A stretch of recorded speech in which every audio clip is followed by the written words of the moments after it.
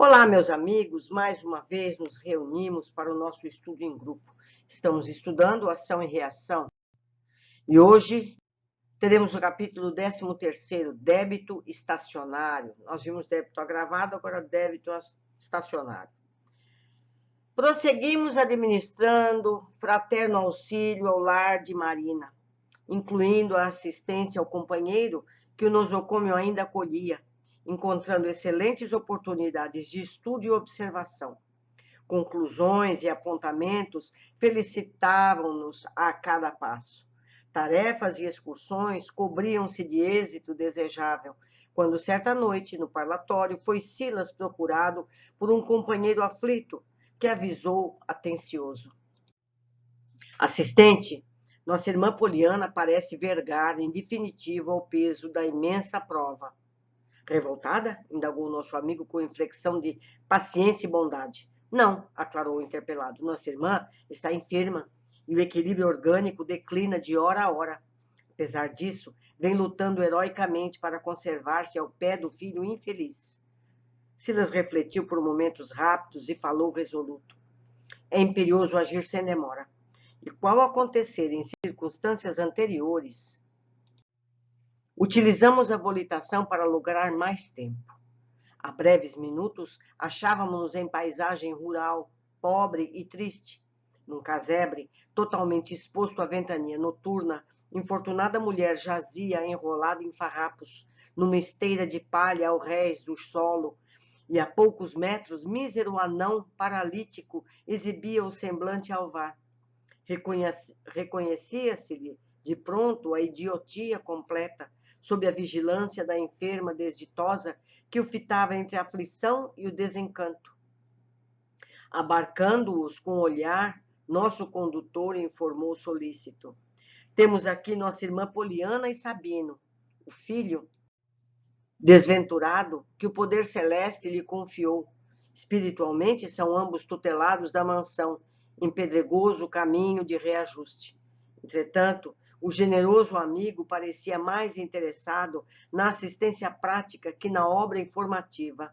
Inclinando-se atento para a desventurada mulher, auscultou-lhe o tórax, explicando algo inquieto, caso urgente, e convidados ao concurso imediato, associamo-nos à minuciosa pesquisa, observando que o coração da enferma apresentava alarmante arritmia, figurando-se-nos agitado prisioneiro a emaranhar-se nas artérias estreitadas em estranhas calcificações. Examinando aquele entormentado quadro circulatório, o assistente informou. Os vasos enfraquecidos do miocárdio ameaçam ruptura próxima, porquanto a doente se encontra na tensão de angústia extrema. A parada súbita do órgão central pode ocorrer de um instante para o outro. Assim dizendo, relanceou o olhar sobre o homem-criança, estirado a 2 passos, e acrescentou: entretanto, Poliana precisa mais tempo no corpo, de vez que o filho não lhe dispensa os cuidados. Acham-se não apenas jungidos à mesma prova, mas imanizados ao mesmo clima fluídico, reciprocamente alimentados pelas forças que exteriorizam, no campo da afinidade pura. Ou seja, um alimentava o outro fluidicamente. Eram interdependentes. Dessa maneira, a desencarnação da genitora repercutiria mortalmente sobre o filho, cuja existência, no estágio de segregação em que se encontra, gravita invariável em derredor da carícia materna. Aflitiva expectação caiu sobre nós. Silas, como que buscava na choça desguarnecida, algo que pudesse funcionar à guisa de socorro. Todavia, somente velho cântaro ali guardava pequena porção de água. O assistente comunicou-nos que a enferma reclamava medicação imediata. Considerando, porém, naquela hora da noite não era fácil trazer algum companheiro encarnado ao sítio deserto, nem dispunhamos ali de recursos quaisquer. Ainda assim, vimos-lo aplicar-lhe passes à glote, com desvelada atenção. Logo após, administrou recursos fluídicos à linfa pura. Compreendemos que Silas ativara a sede na doente. Compreendemos que Silas ativara a sede na doente, constrangendo-a a servir-se da água simples, então convertida em líquido medicamentoso. Despendendo enorme esforço, Poliana abandonou o leito e buscou o pote humilde. Após beber ligeiros goles, acerenou as próprias ânsias, qual se houvera sorvido valiosa poção calmante. As preocupações obcecantes da hora em curso cederam lugar à bonança do espírito. Foi assim que o diretor de nossa excursão, acariciando-lhe a fronte, pendida nos molambos, a segregarem por travesseiro, transmitia-lhe força revigorante. Decorridos alguns minutos, Poliana mostrava-se plenamente fora do vaso físico, mas sem a necessária lucidez espiritual para identificar-nos a presença.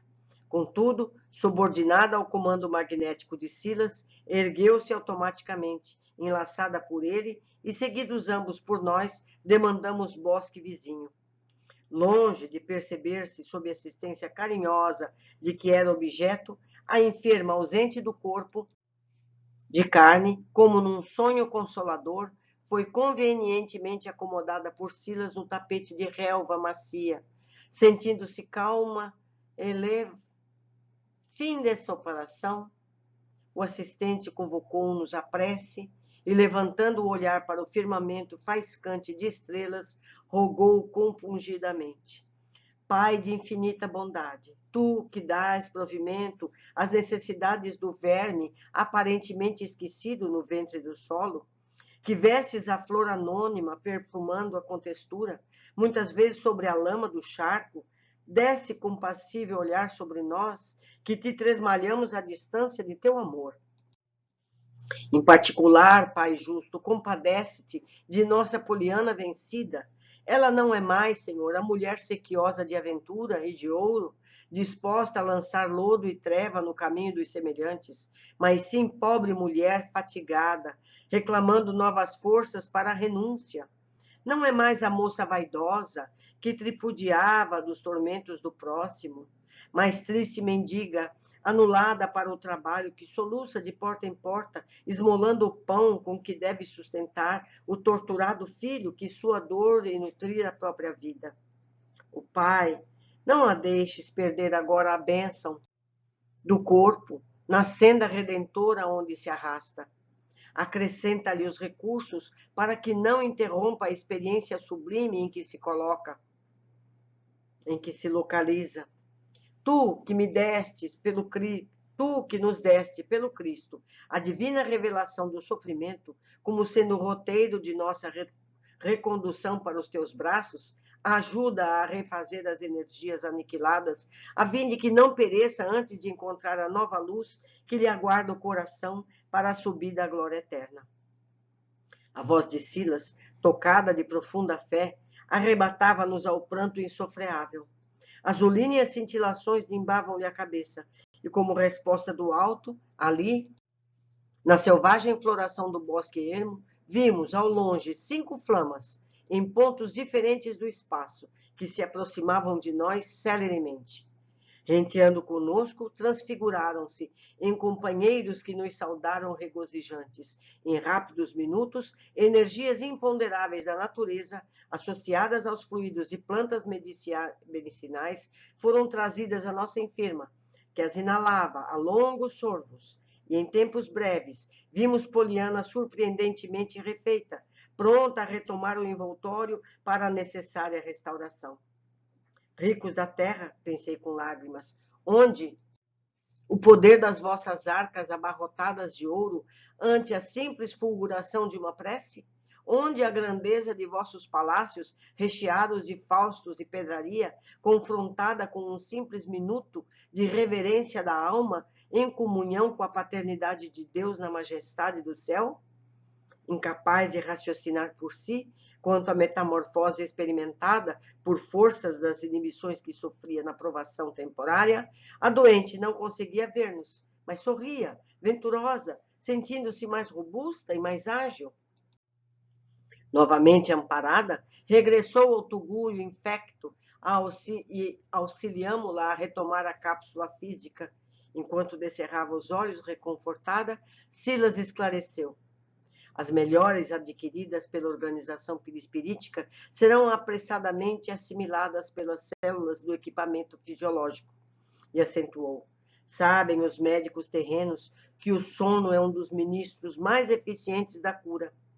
É que, ausente do corpo, muitas vezes consegue a alma prover-se de recursos prodigiosos para a recuperação do veículo carnal em que estagia no mundo.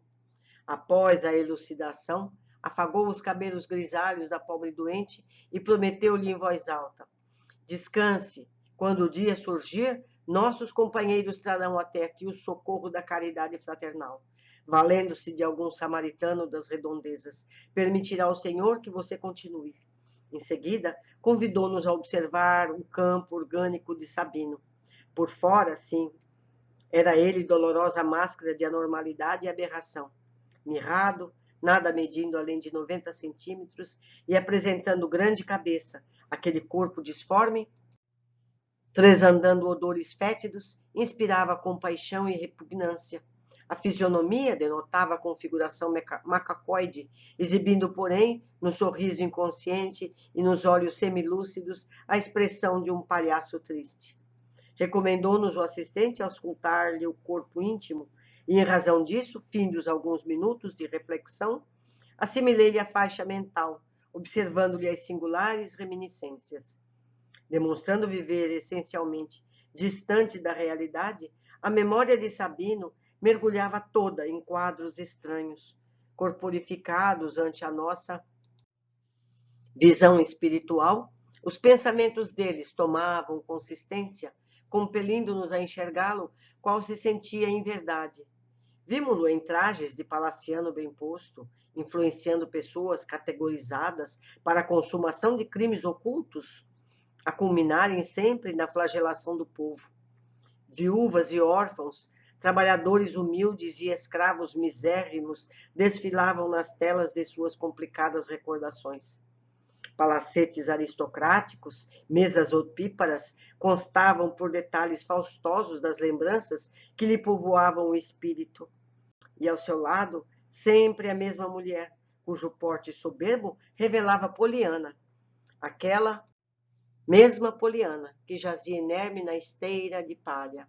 Assombrados, identificávamos ambos cercados de luxo e ouro, manchados, porém, de sangue, ao qual se faziam plenamente insensíveis.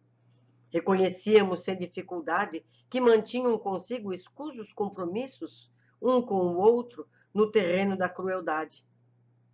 Sabino, o fidalgo orgulhoso, não tomava conhecimento de Sabino, o anão paralítico. Em absoluta introspecção, revivia o pretérito com requintes de egolatria, demonstrando-se na posição de homem iludido por mentirosa superioridade à frente dos semelhantes. Percebendo-nos a perplexidade, Silas observou: de certo, não lhe ouviremos a palavra articulada, mudo e surdo, qual se encontra, mas poderemos consultar-lhe o pensamento, porquanto reagirá em pensamento, respondendo-nos às interpretações através de conversação ideada. Para isso, porém, é imprescindível lhe dispensemos o tratamento devido à personalidade que julga viver. Mentalizemo-lo como sendo o barão de Segredo, título que exibiu na existência última e com o qual se desvairou calamitosamente nas trevas da delinquência e da vaidade.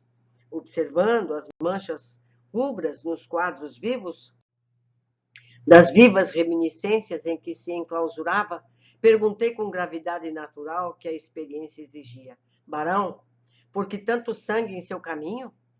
Terão muito chorado em torno de sua marcha? Notei perfeitamente que ele não recolhera a interrogação com os tímpanos comuns, mas a aprendera na forma da ideia, formulada de si para consigo, devolvendo-nos a seguinte ponderação pelos fios mentais, em que comungávamos um com o outro, sem que me identificasse por seu interlocutor invisível.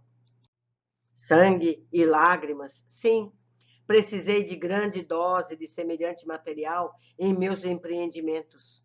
que triunfador do mundo não será sangue e lágrimas na base das pirâmides da fortuna ou da dominação política em que todos eles se apoiam? A vida é um sistema de luta no qual a humanidade se divide em dois campos opostos: aquele dos que conquistam e aqueles dos que são conquistados. Sou um nobre, não guardo a vocação de perder. Que importa a aflição dos fracos, se a morte para eles significa descanso e mercê?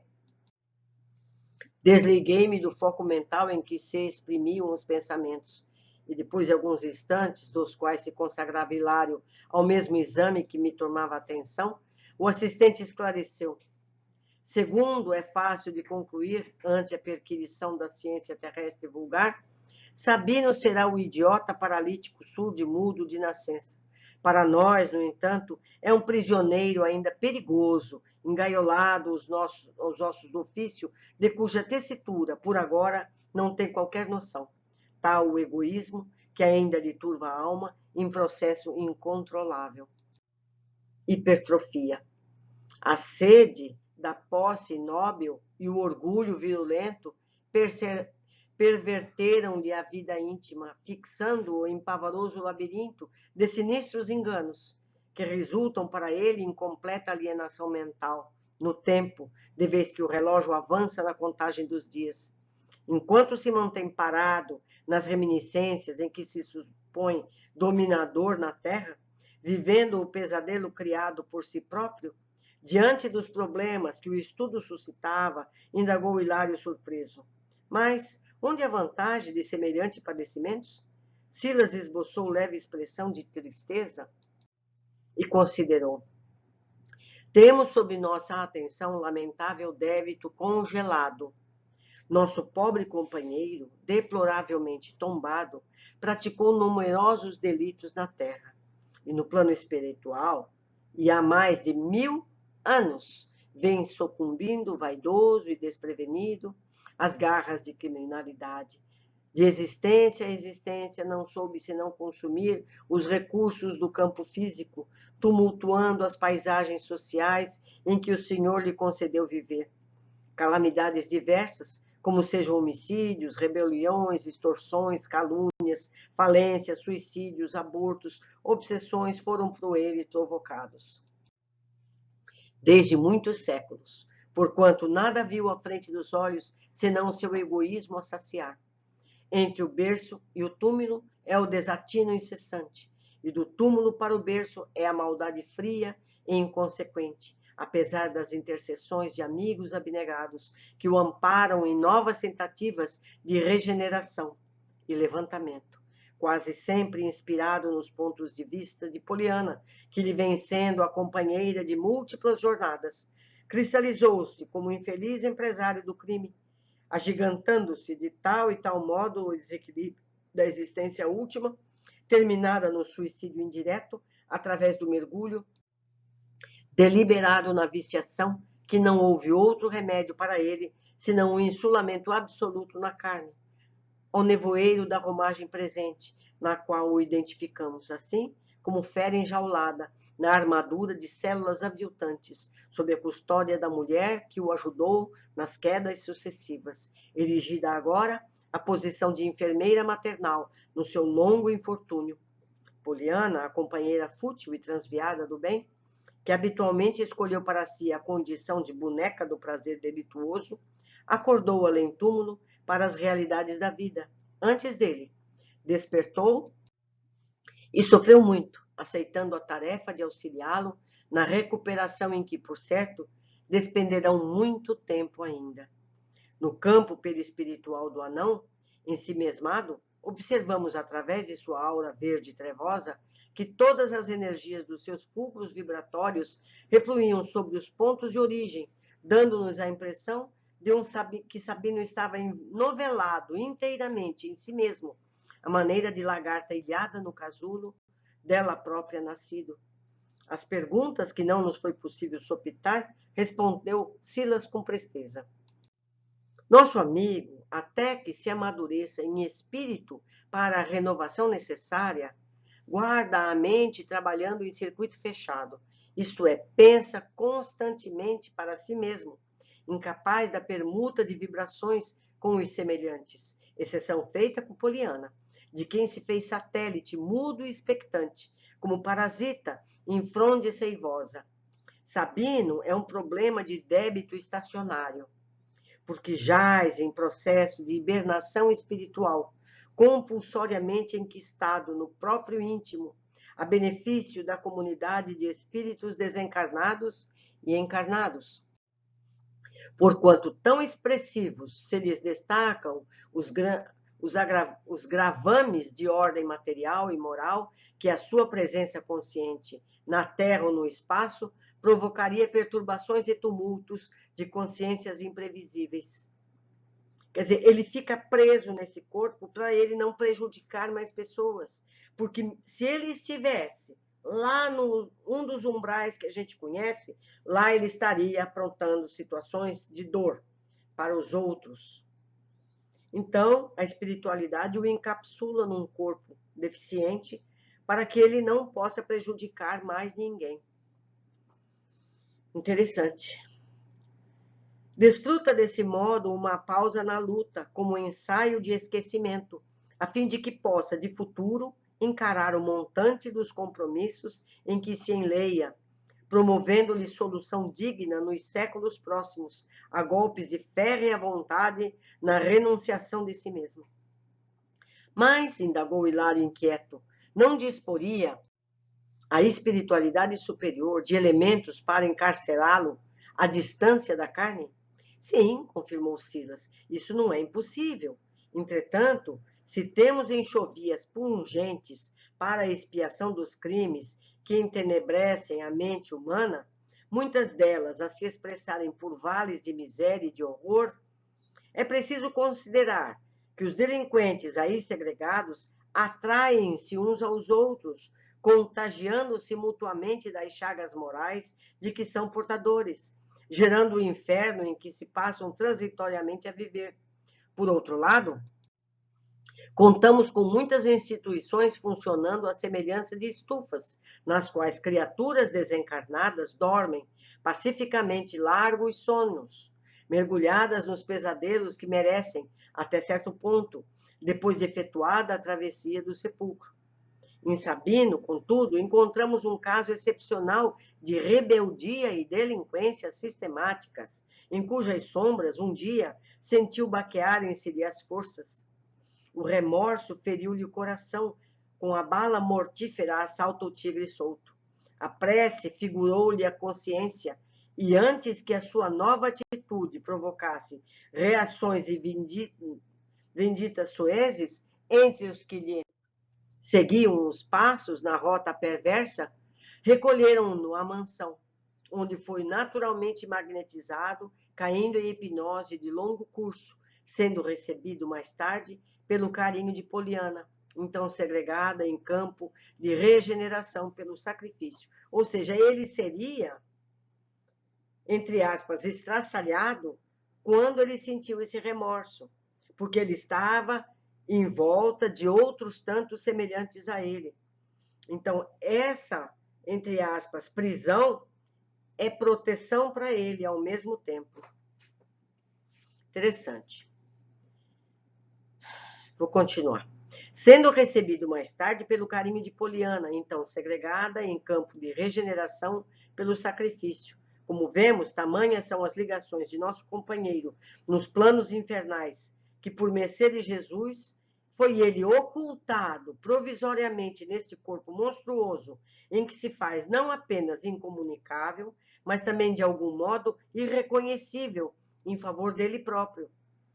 E abre outro parênteses, dá oportunidade a Poliana se regenerar, sendo boa para ele e está sendo boa para ela mesma. É indispensável que o tempo, com a bondade divina, lhe amparem os problemas aflitivos e complexos.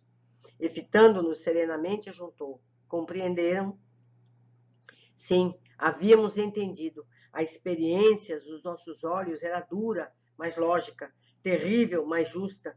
E como quem nada mais podia dar ao triste amigo, além do coração, Silas apagou-lhe a cabeça imunda e ofertou-lhe comovida a bênção de uma prece. Interessante, meus amigos. Então, a gente encontra por todos os cantos histórias semelhantes a essa no nosso andar aqui pela Terra. Quantos nós não conhecemos em situações parecidas? Precisamos ter piedade e auxiliar em tudo que nos for possível.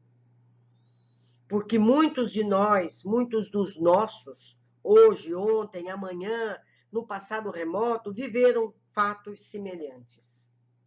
Precisamos ter a devida humildade de entender que tal situação pode ter ocorrido conosco mesmo. Piedade sempre cabe. Mas vamos às observações.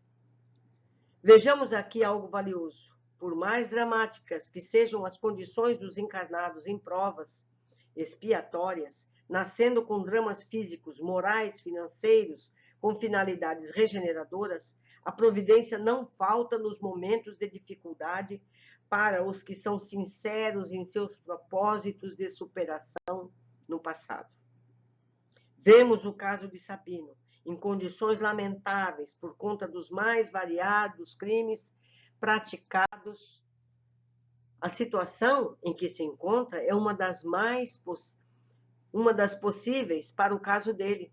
Segundo Silas, se ele estiver livre, continuaria a agir como sempre. No estado em que está Sabino, foi dito, foi ele ocultado provisoriamente neste corpo monstruoso, em que se faz não apenas incomunicável, mas também, de algum modo, irreconhecível em favor dele próprio.